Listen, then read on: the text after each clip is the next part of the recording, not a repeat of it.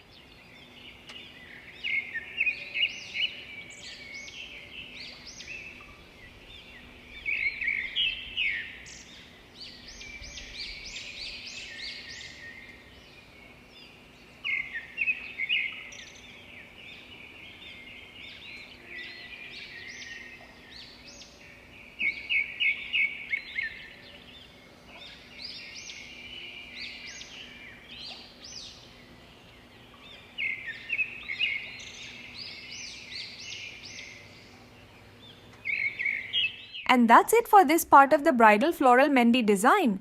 We've just begun with the base patterns on the front hand. The design continues with more intricate details in the next part, so make sure to head over and watch part 2 for the full look.